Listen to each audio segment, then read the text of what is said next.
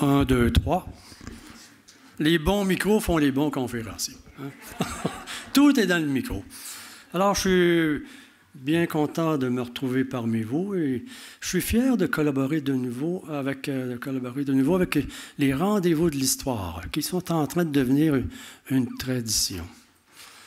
Eh bien, je voudrais d'abord dire merci à ma conjointe Clémence qui est ici et qui, si je pratique encore ce métier, c'est qu'elle me donne un bon coup de main.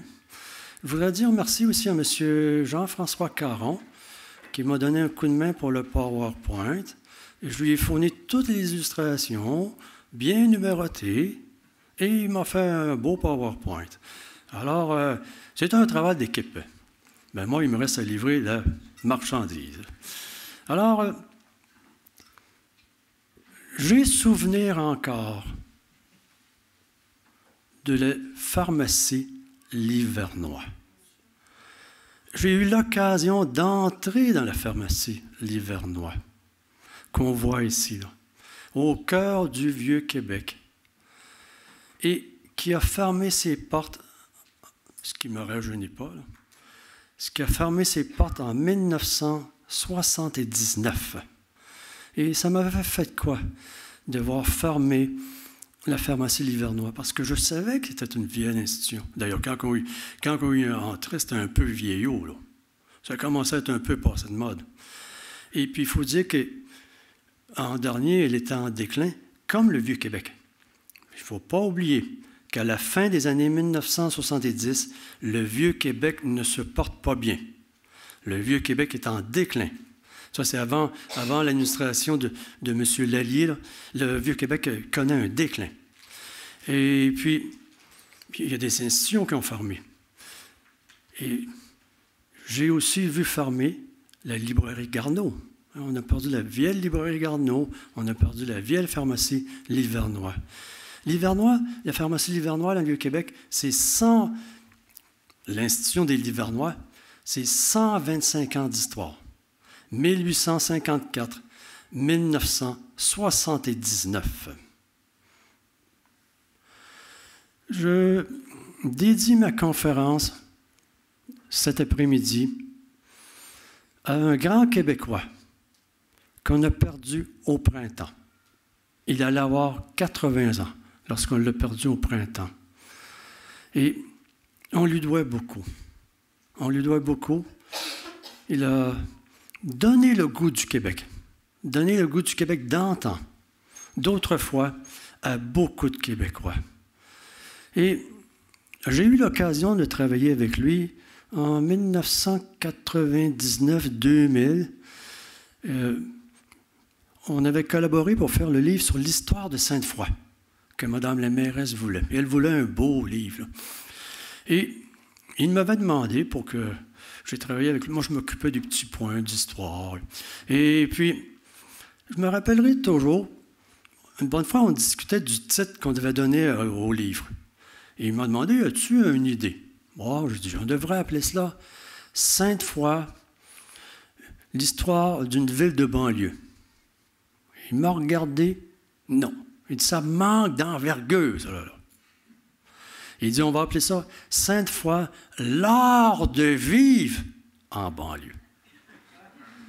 Il était comme cela. Une fois, j'avais dit que je faisais la petite histoire. Il me dit, ne dis plus ça que tu fais la petite histoire. Tu contribues à faire l'histoire de notre peuple. Travailler à côté de lui, et ceux qui l'ont fréquenté, ceux qui sont allés dans ses cours, dans ses conférences, on ne pouvait qu'en sortir grandi. Il a aimé le Québec. Il aimait les photographies. Il a donné de l'importance aux photographies pour faire l'histoire du Québec. Je vais vous dire de quoi d'un peu curieux. Mais il y en a ici qui ont étudié en histoire à mon époque, qui peuvent le dire aussi. Dans les années 1970, quand j'ai fait mon baccalauréat en histoire, les photographies n'avaient aucune importance. Pour nos professeurs, ce qui comptait quand on faisait de l'histoire, c'était les actes notariés, les recensements, les vieux papiers. Les photographies, non. Ça ne comptait pas comme document. C'est curieux, mais c'était comme cela. Mais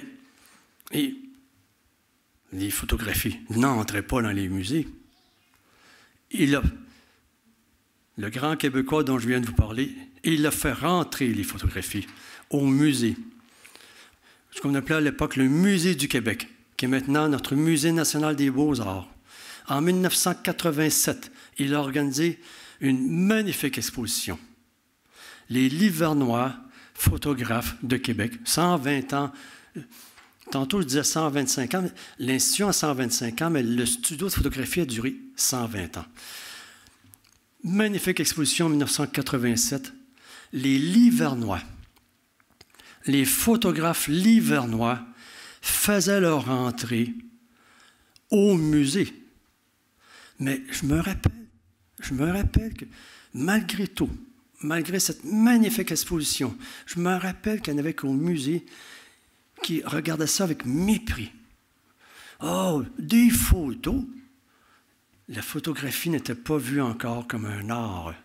Il faut vous dire que les affaires par après ont évolué rapidement.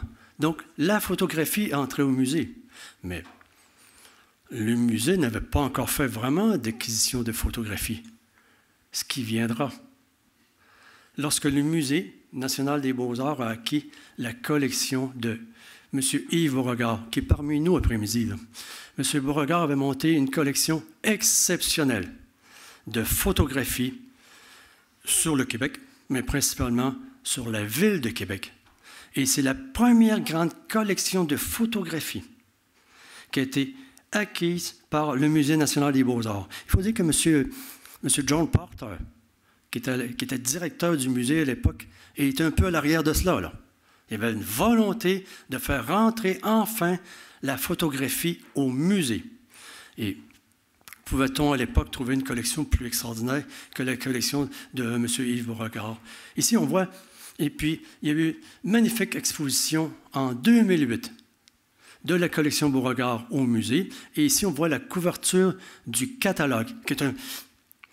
Il y a des livres qui prennent de la valeur. Le catalogue, ce catalogue-là, va constamment prendre de la valeur. C'est un magnifique ouvrage. Donc, la photographie entrait dans nos musées. Le premier des Livernois de Québec, Jules Isaïe Benoît, dit Livernois ou de Livernois. Parce que lui, il a eu la coquetterie de s'anoblir et de devenir Benoît de Livernois.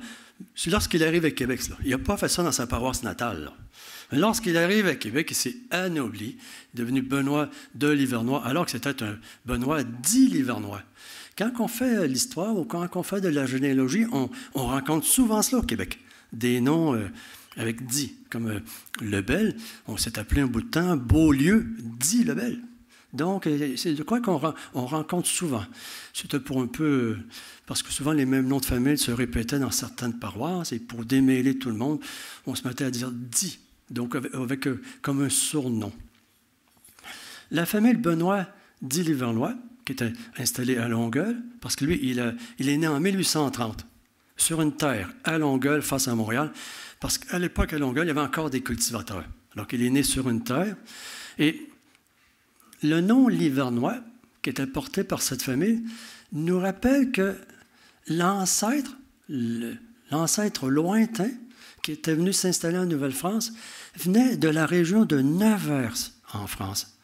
Et la région de Nevers, et ceux qui venaient de Nevers, ceux qui vivaient à Nevers, on disait les Nivernais, ou les Nivernois, les Nivernais. Et il y a eu une déformation, le N, au Québec, il y a eu une déformation, et le N a été remplacé par un L.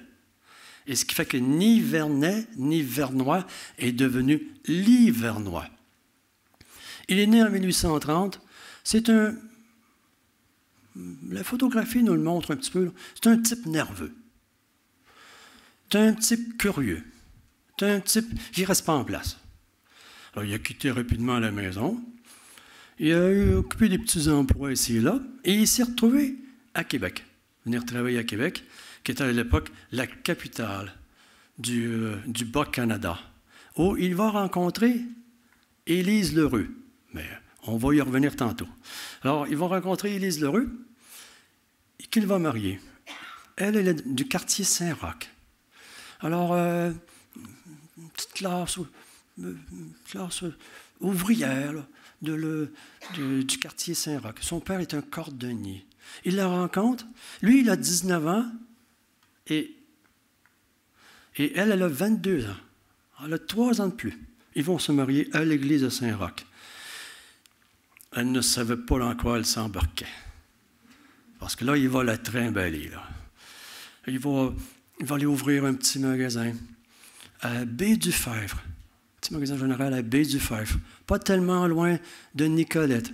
Puis, ça ne fonctionne pas. Il va s'installer à Saint-Zéphirin.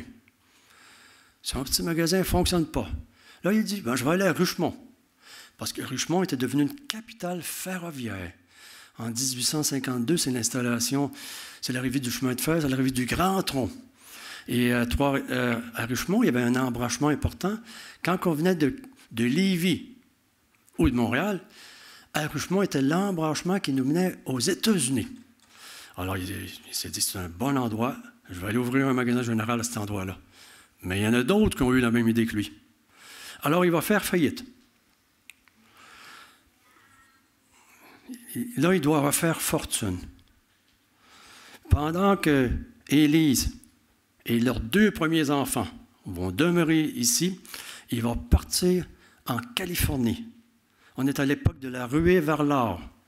Il va s'embarquer sur des navires qui vont aller contourner l'Amérique du Sud, passer par le Cap Horn. Ils vont monter dans le Pacifique. Il va se retrouver à San Francisco. Il n'est pas tellement vieux à l'époque. Là. Et à San Francisco, il ouvre une buanderie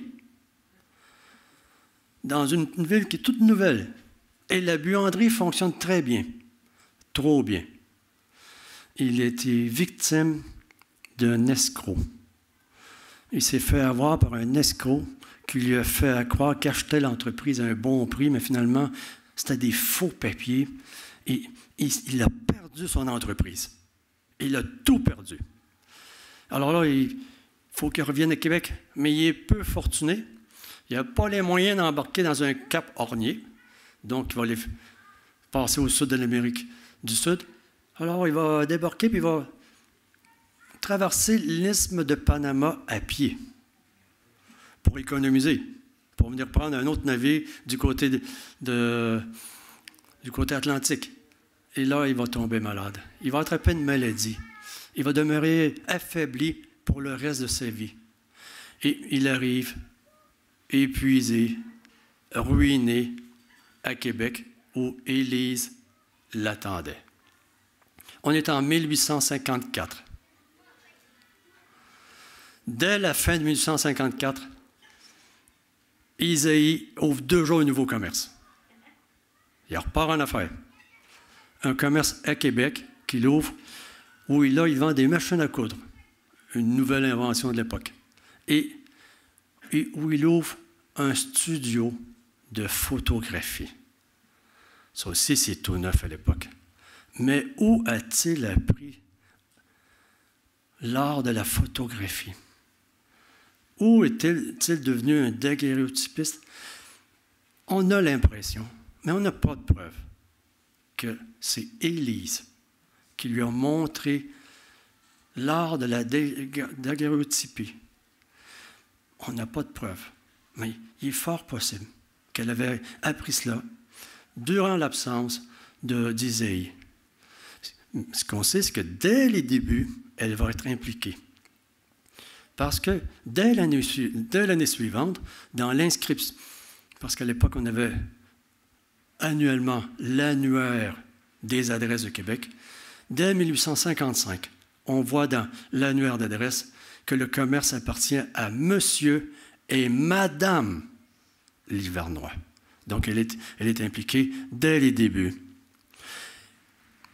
On va ouvrir des studios rue Saint-Jean, mais aussi dans Saint-Roch. Et on voit ici une annonce de 1857. On voit que Madame Livernois a aussi son propre studio qui porte son nom à elle. Et le numéro civique, le 33,5 rue des Fossés, mais c'est le numéro civique de la maison de son père à elle. Les Livernois à l'époque sont démunis. Alors, c'est dans la maison de son père qu'elle ouvre son studio pour faire de la photographie et utiliser un procédé qui était tout neuf. Vous voyez, là, on est en 1855, et un procédé qui avait été breveté en 1839 en France, le procédé de la daguerréotypie, mis au point par Louis Daguerre. Et c'est le premier procédé photographique qui a été commercialisé. Et quand on regarde la publicité, son annonce, on voit qu'elle dit qu'elle prend des photos, qu'elle prend les enfants. Voyez, on voit qu'elle s'intéresse aux familles, mais qu'elle prend les enfants. Ça ne veut pas dire qu'elle prend les enfants dans ses bras. Elle les prend en photo. Déjà, on a l'expression « prendre », hein? Prendre en photo, se prendre en photo. Et ce qui est intéressant, c'est que, voyez-vous, elle s'adresse à une clientèle qu'on peut dire peut-être du côté féminin, et puis de leurs enfants. On retrouve cela pour Irma Levasseur. Irma Levasseur, la première infirmière à Québec, là, elle s'intéresse aux enfants. On retrouve ça pour la première femme dentiste à Québec. La première femme dentiste à Québec, c'est Emma Gauvreau, dans les années 1880. Et lorsqu'elle commence comme dentiste, c'est dentiste pour les enfants. Et on voit que Mme Livernois, quand elle commence comme photographe, c'est photographe pour les enfants. Et du côté masculin, les notables, eux, ils se font photographier par M. Livernois.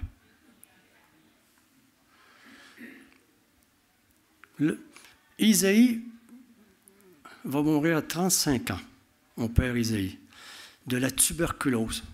Déjà, il n'allait pas bien, puis on a vu que traverser l'île de Panama ne lui avait pas fait de bien. Et ce qui fait que c'est Élise qui... Élise a pris la relève, parce que Ernest, leur fils Ernest, n'est pas encore suffisamment vieux pour prendre l'entreprise. Alors, pendant de 1865 à 1873, c'est elle qui tient en main l'entreprise pour pouvoir la transmettre à leur fils Ernest. Et elle va s'adjoindre son gendre, Louis Fontaine dit bienvenue. Fait qu'on voit ça sur des photographies. Livernois est bienvenu pendant un certain nombre d'années. En 1873, Ernest Livernois est capable de prendre la relève. Lui, il était né en 1851. Il n'est pas très vieux, mais il est capable de prendre la relève et il va devenir propriétaire du studio. Peut-être qu'Élise va continuer à lui donner un coup de main, mais c'est Ernest qui devient propriétaire du studio. Et il va devenir le grand photographe de Québec, le photographe officiel de Québec, à qui on faisait appel pour les photographies pour des grands événements, à qui on faisait appel pour faire les portraits d'hommes politiques, les portraits des membres de l'Église. Donc, il va être le grand photographe de Québec. Livernois va être pour Québec, Ernest Livernois va être pour Québec, ce que William Notman, à la même époque, sera pour Montréal. Mais il le sera, Ernest Livernois va être le grand photographe de Québec pour les francophones. Parce que lorsqu'on regarde les photos qu'il a fait, les portraits qu'il a fait, il n'y a pas beaucoup d'anglophones. C'est qu'il y a à Québec des photographes anglophones. Et ce qui fait que les anglophones de Québec vont voir les photographes anglophones, dont entre autres on a nommé Ellison, qui fait affaire à la même époque qu'Ernest Livernois.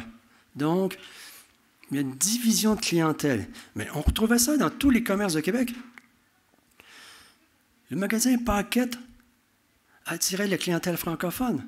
Le magasin Salmons attirait la clientèle anglophone.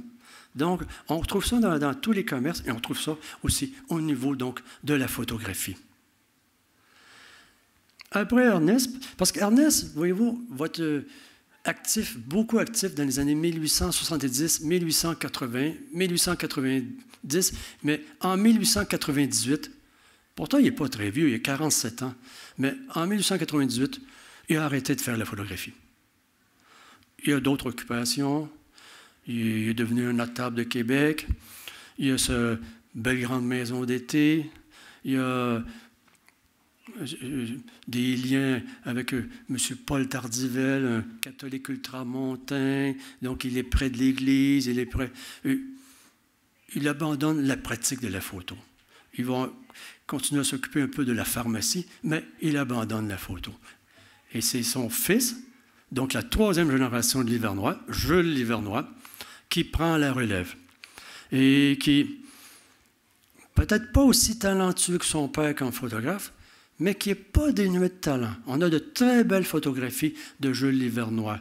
Mais il faut dire que, lui, sa carrière va être longue, mais il faut dire que quand on va arriver dans les années 1920, 1930, 1940, c'est qu'ils ont de plus en plus de concurrence.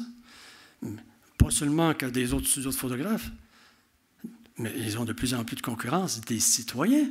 C'est que les citoyens commencent à avoir leur propre appareil de photo, leur propre Kodak, leur propre Brownies, leur propre... Donc, ce qui fait qu'il y a de plus en plus de monde qui en font de la photographie. Ce qui fait qu'Ernest, il pouvait être un roi de la photographie à Québec. Jules Livernois, c'est plus difficile de s'imposer. Il y a tellement de concurrents. Mais il va mener l'entreprise longtemps, jusqu'à sa mort en 1952. Dernièrement, je discutais avec une madame Légaré, dont son père a longtemps travaillé pour le dernier des Livernois, le dernier de la dynastie des photographes. Et elle me racontait que le souvenir ce qu'elle avait entendu du dernier des grands photographes livernois, c'est qu'il était un patron intraitable, un très dur patron. Et elle me racontait de quoi, puis de très étonnant, mais lors de sa mort en 1952, ses employés sont allés prendre un verre dans la taverne la plus près. C'est pour vous dire que peut-être qu'il avait été un bon photographe, mais comme patron, il n'était plus capable de l'endurer. Et après lui, ce sont ses deux fils qui vont prendre la relève, Maurice et Victor, qui vont prendre la relève, mais eux ne sont pas des photographes. Eux, ils vont être propriétaires du studio de photographie, ils vont être propriétaires de la pharmacie, mais eux ne sont pas des photographes. Peut-être certains d'entre vous les ont connus. Maurice et Victor, c'est quand même tout près de nous. Victor Livernois, j'ai eu l'occasion d'aller au funérail de Victor Livernois. Donc, Victor se trouvait être l'arrière-petit-fils du fondateur. Alors, les studios de photographie de Québec, les studios les plus importants, ont longtemps été situés rue Saint-Jean. D'ailleurs, c'est sur la rue Saint-Jean que les Livernois vont avoir longtemps leur studio. Et parfois, ils avaient 3 ou 4 studios en même temps, là, avec plusieurs employés. Mais c'était relativement long de faire des portraits, donc on avait plusieurs studios. Et la rue Saint-Jean, c'était la grande rue de Québec, la belle rue de Québec. Oh, il y avait la rue Saint-Joseph en bas, mais c'était en bas. À la Haute-Ville, c'était la rue Saint-Jean. Et quand les Livernois ont pu s'installer pour de bon à la Haute-Ville, ils l'ont fait rue Saint-Jean. C'est une photographie qui a été prise par les Livernois. Et puis, en 1889, Ernest Livernois a installé son studio de photographie dans le fameux édifice qu'on appelle encore dans le Vieux-Québec l'édifice Livernois ou le bloc Livernois. L'édifice datait des années 1830, très bien situé, et dans lequel il va ouvrir en 1893. Ernest va rajouter au studio de photographie, il va rajouter une pharmacie Livernois. Et ils vont produire, pendant longtemps, ils vont produire des médicaments. Et je me rappelle, quand j'étais enfant, la toute première fois que j'ai vu le nom de Livernois, j'en ai pas gardé un bon souvenir. C'était sur une bouteille d'huile de foie de morue. Et je sais qu'un collectionneur à Québec, il y en a, des bouteilles d'huile de foie de morue Livernois. Donc, ils ont produit un bon nombre d'années, comme plusieurs pharmacies, ils ont produit des médicaments. Alors, ils sont devenus la grande pharmacie du Vieux-Québec, mais pas la plus grande de Québec, parce que la famille Brunet, qui était dans Saint-Roch, ont toujours fait du point de vue de la pharmacie, ont toujours fait des affaires plus importantes que les Livernois. Du côté gauche, on voit le début de la rue Couillard, du côté droit, la rue Garneau, et puis la rue de la Fabrique, côte de la Fabrique, extrême droite. Et on est vis-à-vis la rue Saint-Jean. Mais vous allez me dire, où était le numéro civique? Le numéro civique est sur quelle rue? Couillard, Garneau, côte de la Fabrique ou rue Saint-Jean? Il n'y a pas grand monde qui veut le parier, hein? Voici la réponse. Rue Saint-Jean. C'est un peu étonnant, là. Mais rue Saint-Jean. Donc, dès les débuts, ils ont donné comme adresse rue Saint-Jean. C'est que tout le monde à Québec savait où était la rue Saint-Jean. Mais s'ils avaient dit rue Garneau ou rue Couillard, c'est moins connu. Donc, ils se sont dit rue Saint-Jean. Et on voit une publicité de la pharmacie Livernois ici, au début des années 1970, et avec les produits. Et puis, on voit qu'ils prenaient la carte de crédit. Et donc, au début des années 1970. Et on voit qu'ils disent qu'ils font des livraisons très rapides. C'est vrai que les livraisons étaient rapides. C'était en bicyclette. Il y avait un livreur en bicyclette qui faisait les livraisons dans le Vieux-Québec. Regardez le studio de photographie. Une partie comme la salle d'attente, là, ou comme une galerie d'art du studio des Livernois. Regardez, on dirait un studio où on vend de la peinture. On dirait une galerie d'art pour la peinture. Non, ce sont des photographies qu'ils vendent. Mais on voit que pour les Livernois, la photographie, c'est de l'art. Les photographies sont encadrées. C'est une galerie d'art. Et on s'y rendait au studio des Livernois, oui, pour se faire photographier, mais aussi pour acheter des photos, parce qu'on collectionnait des photos. Regardez la belle maison d'été des Livernois, qui était à la Petite-Rivière, ou à Sainte-Monique-des-Saules, et qu'on a perdu, on vient de la perdre, là. Je sais que Mme Catherine Ferland, l'organisatrice des rendez-vous, a fait partie des personnes à Québec qui se sont battues pour conserver la belle maison d'été des Livernois, mais on vient de la perdre. Elle a été démolie. Alors, donc on voit que Isaïe, on voit que le pionnier, Isaïe, tirait le diable par la queue, mais son fils Ernest, lui, a atteint la prospérité. C'est un photographe prospère. Alors, il peut se payer une belle maison d'été, où il passait ses étés. D'ailleurs, c'était la coutume à l'époque, des citoyens les plus fortunés du Vieux-Québec avaient des maisons. Chemin Sainte-Foy, chemin Saint-Louis, en banlieue, ou, comme on disait, à la Petite-Rivière. Petite-Rivière, c'est la rivière Saint-Charles. Qu'on appelait la Petite-Rivière parce qu'à l'époque de la Nouvelle-France, on distinguait la Petite-Rivière et la Grande-Rivière. La Grande-Rivière, c'est le fleuve. Et quand on disait qu'on allait à la Petite-Rivière, on voulait dire la Petite-Rivière Saint-Charles. Tantôt, la conférencière avant moi vous a un petit peu expliqué le principe des appareils photo de l'époque, qui était costaud. Comment expliquer un appareil photo de l'époque? Je vais prendre les mots de l'abbé Jérôme Demers, et qui expliquait cela à l'époque. Comment on en est venu à photographier? Prenons un miroir. On se disait à l'époque, si on se regardait longtemps dans le miroir et que notre image demeurait dans le miroir, ce serait extraordinaire. Mais ce qui ne peut pas arriver. Il faut aider le miroir. Alors, les expériences, graduellement, ont été d'étendre un liquide. D'étendre de quoi? Sur le miroir ou sur la plaque de métal poli. D'étendre de quoi? Et on a fait toutes sortes d'expériences avec toutes sortes de liquides. Et finalement, Nicéphore Niepce, l'inventeur français de la photographie, parce qu'en Angleterre, ils ont un autre inventeur, mais l'inventeur français de la photographie a fini par trouver un liquide photosensible. Et puis, à force de se regarder longtemps dans ce liquide, nos traits finissaient par y apparaître. Avec un liquide fait avec des sels d'argent, un liquide argentique. Et puis on l'a perfectionné. Et alors donc, et puis ce qui fait qu'on installait au début nos plaques de métal, après on va les remplacer par des négatifs de verre dans notre appareil.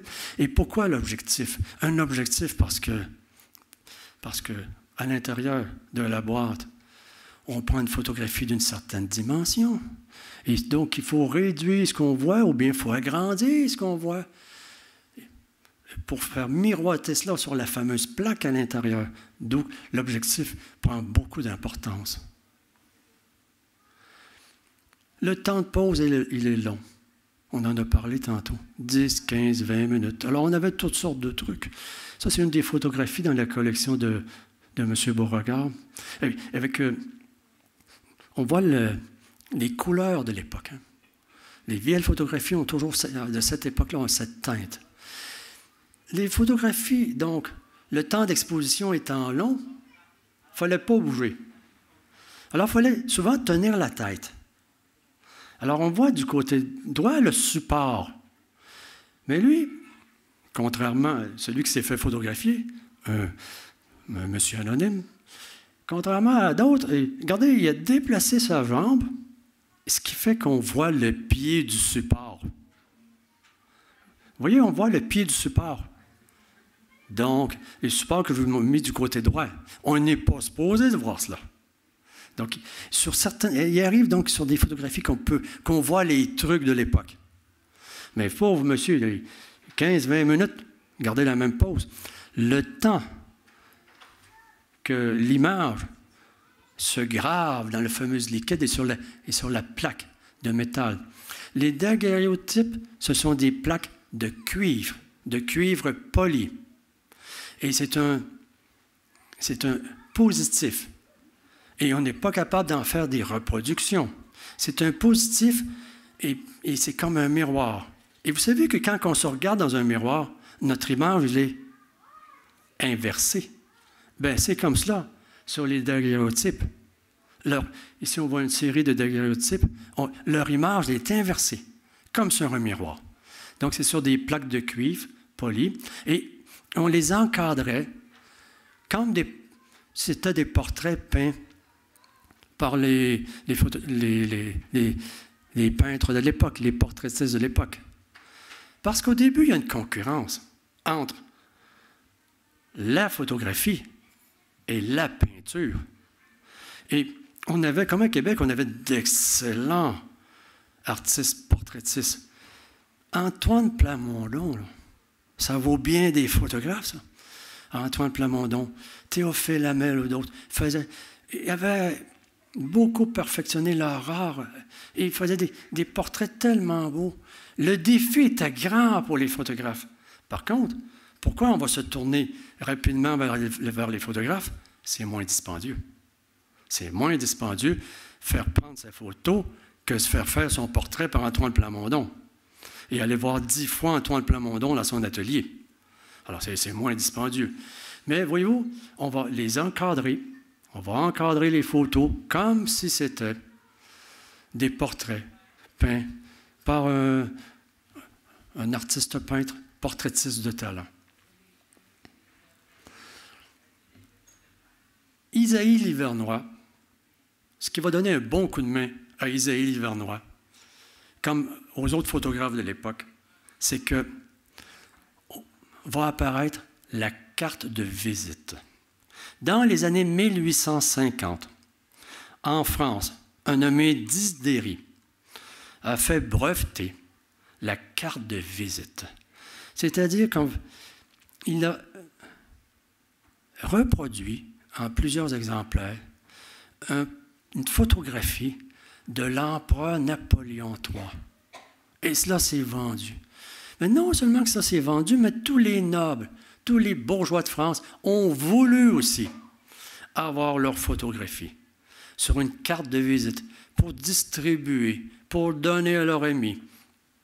Et on voit ici 3 cartes de visite fabriquées à Québec. Et du côté gauche, vous avez peut-être reconnu Philippe Aubert de Gaspé, qui est allé voir Isaïe Livernois. Et Isaïe Livernois a pris son portrait. Des fois, il y en a qui appellent ça un portrait de plein pied. Non, c'est la vraie expression de l'époque, c'est de pied en cap. Hein, on voit Philippe Aubert de Gaspé au complet. Ce qu'il y a parmi la carte de visite, c'est qu'on avait maintenant un nouveau procédé photographique. On faisait maintenant nos photographies, non plus sur des plaques de cuivre, mais on avait maintenant des négatifs sur verre. Et à partir de négatifs sur verre, on était capable de faire des copies, une par une, sur du papier albuminé. Parfois, on dit aussi de l'albumine. Papier albuminé, c'est-à-dire papier traité qu'un genre de liquide fait de blanc d'œuf, entre autres, de l'albumine. Et ce qui fait qu'on pouvait, avec un seul négatif, on pouvait venir imposer le papier albumine, un par un. Là. Bon, on pouvait en faire 100, 150, 200 copies, et qu'on pouvait vendre. Et on s'est mis à collectionner les cartes de visite. Et c'est pas nouveau faire de collectionner, là. Et d'ailleurs, les cartes, ce qu'on appelle carte de visite, c'est 2 pouces et demi de largeur par 4 pouces et quart de hauteur. C'est à peu près le format d'une carte de hockey. Donc, avant de collectionner des cartes de hockey, on a collectionné des cartes de visite. Et on en trouve beaucoup. M. Beauregard, dans sa collection, en avait trouvé beaucoup, des cartes de visite.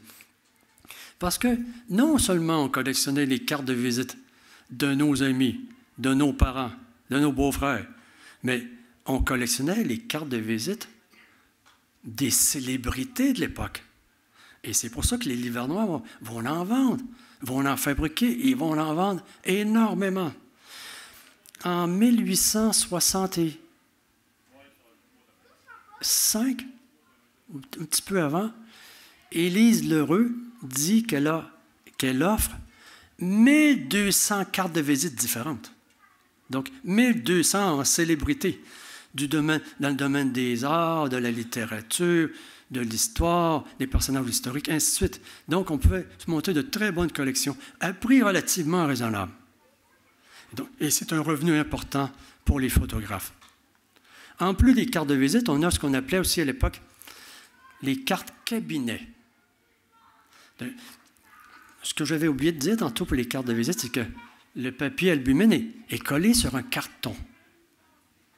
Et les cartes cabinet, comme voyez-vous, les Livernois acquéraient des cartons sur lesquels on voit cabinet, là. Donc, ils ajoutaient des lots de cartons sur lesquels il suffisait de coller le papier albuminé. Donc, toutes les reproductions qu'on pouvait faire. Et le format cabinet va devenir très populaire parce qu'il est plus grand. C'était petit, une carte de visite un peu. Ça faisait un souvenir qui était un peu petit. Alors, le format il est plus grand. Le format, une carte cabinet, c'est 6 pouces et demi de hauteur par 4 pouces et demi de largeur. Grosso modo, le format du TV Hebdo à peu près. Là. Donc, c'est plus gros et ça va devenir très populaire. Et les photographes vendaient des albums dans lesquels on pouvait placer nos cartes cabinet et nos cartes de visite. Et puis, ça fut très populaire. Comme les cartes cabinet, c'est populaire des années 1870 jusqu'à la Première Guerre mondiale. On en a fait énormément des cartes cabinet. Ici, c'est 2 petits garçons de Québec, photographiés par le Ernest Livernois, mais on n'a pas leur nom, anonyme. Si vous saviez aux archives combien on a de boîtes et de boîtes de photographies d'anonymes. Si vous avez de vieilles photographies à la maison, marquez les noms à l'arrière. Sinon, ça tombe dans un immense purgatoire. Et puis, ça devient utile quand on fait de l'histoire des costumes. Mais à part de ça, ça n'a pas beaucoup d'utilité. Ou l'histoire de la coiffure. Mais on aimerait avoir leur nom. Peut-être là-dedans, il y a un futur avocat. Peut-être là-dedans, il y a un futur premier ministre, mais on ne sait pas. Alors, ça fait partie des nombreuses photographies anonymes qu'on retrouve dans les boutiques d'antiquaires ou un peu partout. Celle-ci n'est pas vraiment anonyme. C'est Wilhelmine Livernois, donc sur une carte de visite, la sœur d'Ernest Livernois. Alors, Wilhelmine, elle a décidé de devenir Ursuline. Mais on avait une photographie d'elle avant qu'elle porte le costume des Ursulines. Et elle n'a porté le costume des Ursulines qu'1 an. Elle est morte au couvent des Ursulines. Wilhelmine Livernois. À l'arrière des cartes cabinet ou à l'arrière des cartes de visite, souvent, donc, c'est ce qu'on est capable d'identifier les photographes des cartes de visite ou des cartes cabinet, lorsqu'on en trouve ici et là. Et on voit ici ce qui était le label, ce qui était le logo de Livernois. C'est de quoi de très beau, là. Il y a comme une certaine noblesse, là. Alors, ça fait qu'on est capable de dire, telle photo vient du studio des Livernois. C'est un gros carton, là.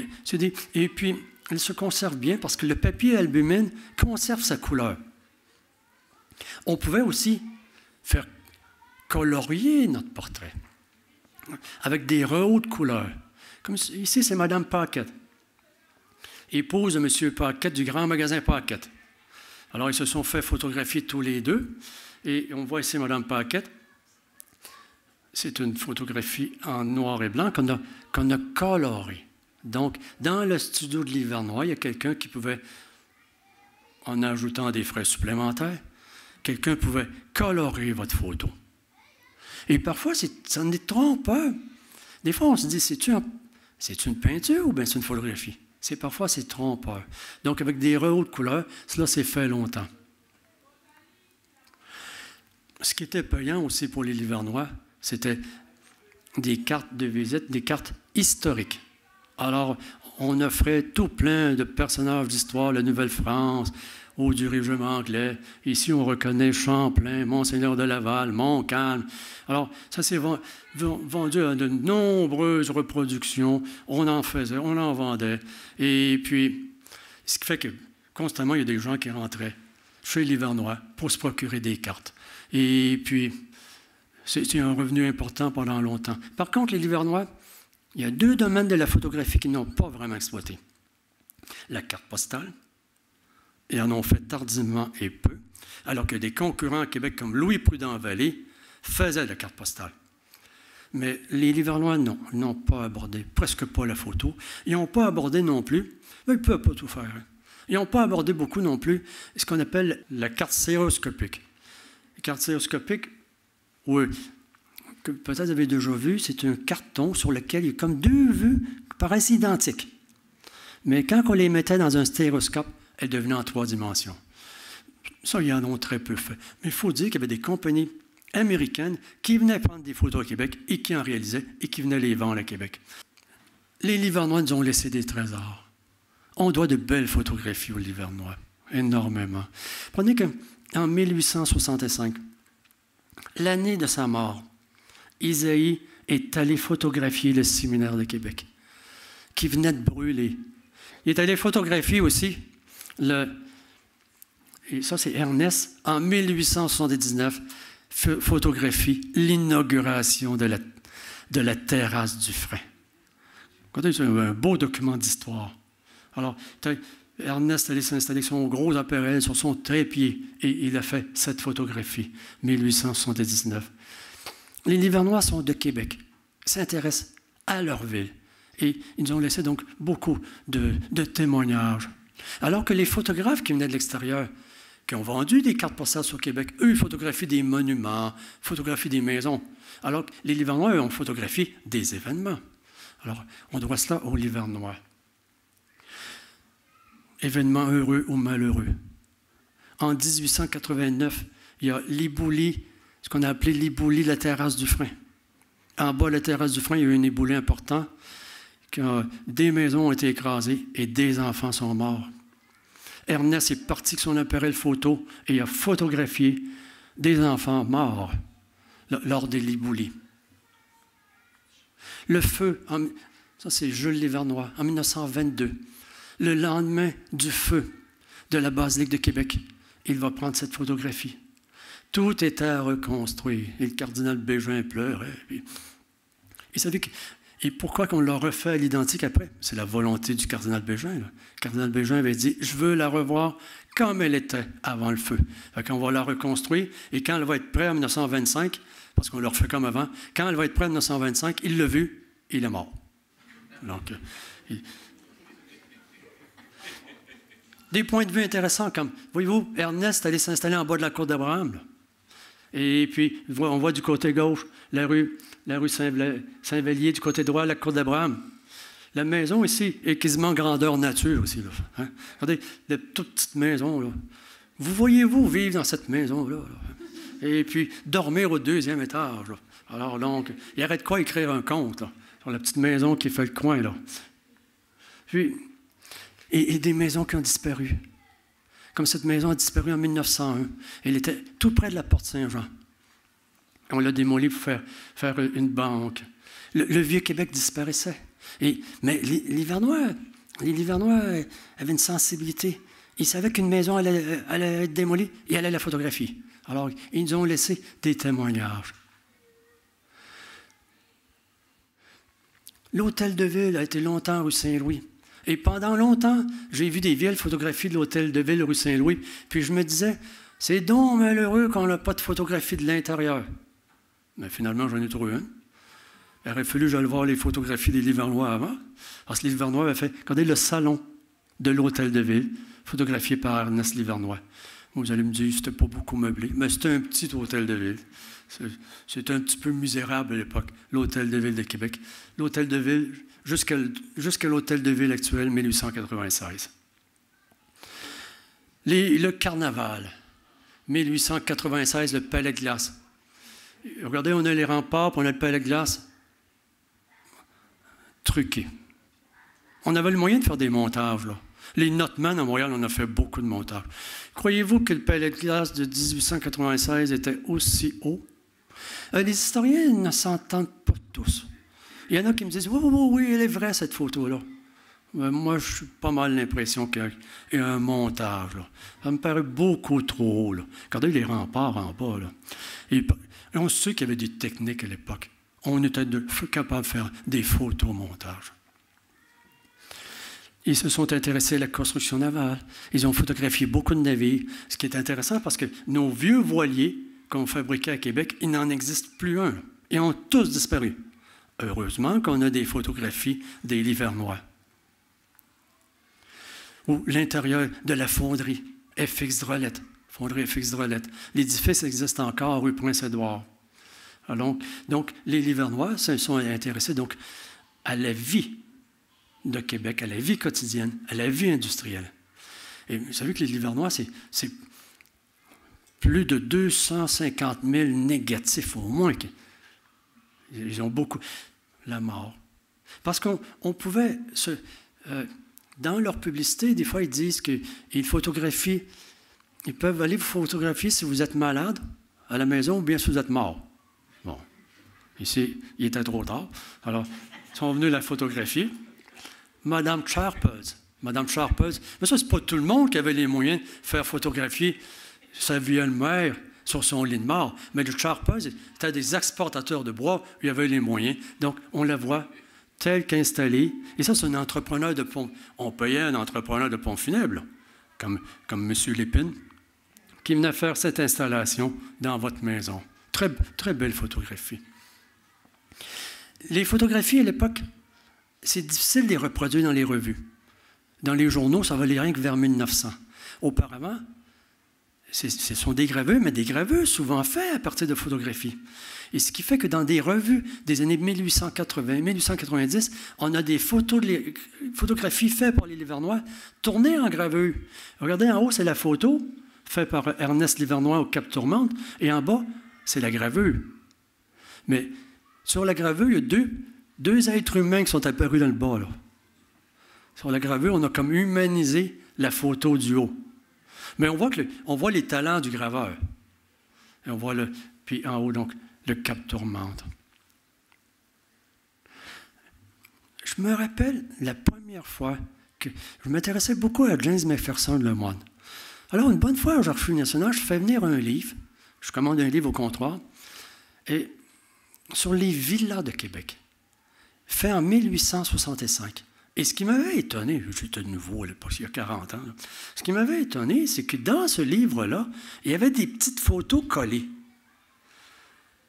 Je n'en connaissais pas toute l'histoire. Ce que je ne savais pas à l'époque, j'avais bien vu Isaïe Livernois, mais ce que je ne savais pas à l'époque, c'est qu'on n'avait pas encore les moyens de reproduire des photographies dans les livres, mais on pouvait, dans des livres, coller des photos. Donc, en 1865, un très beau livre sur les villas de Québec, avec, à l'intérieur, des photos, parce que là, on avait les négatifs sur verre, fait qu'on pouvait faire des reproductions. Donc, des photographies qui sont collées sur albumine, qui sont collées dans les livres. Et on a fait ça aussi sur un livre de David Brunet qui nous montre les plantes. Qui dira qu'Ernest Livernois n'était pas un artiste? Regardez cette photographie. Le vieux quêteux de la côte de Beaupré. Mais le vieux quêteux de la côte de Beaupré, regardez les talents du photographe Ernest Livernois. Le vieux quêteux de la côte de Beaupré, pour moi, là, il est aussi vivant que le jambe de bois dans les belles histoires. Hein?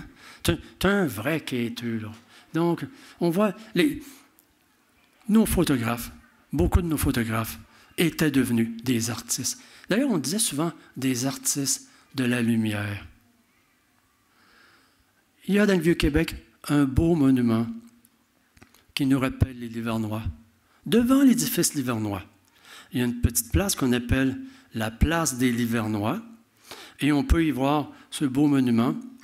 Et c'est une œuvre du sculpteur Raoul Hunter, qui fut pendant très longtemps caricaturiste au Journal Le Soleil, mais qui était aussi un sculpteur. Et on reconnaît du côté gauche Isaïe, et on voit Élise, on voit Ernest, on voit à l'arrière-plan Jules Livernois. La dynastie des Livernois, la dynastie des photographes livernois. Alors, et pendant longtemps, on va encore continuer à dire l'édifice des Livernois et la place des Livernois, avec une petite fontaine. Il faudra qu'on se rappellera toujours des Livernois. Et puis les Livernois survivent dans les livres, survivent, et puis aux Archives nationales du Québec, aux Archives nationales à Québec, et comme à Ottawa, ils ont des boîtes et des boîtes et des boîtes de négatifs.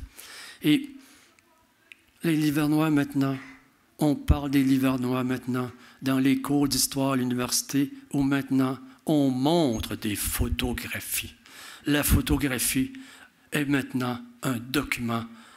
En plus d'être une œuvre d'art, la photographie est maintenant un document d'histoire.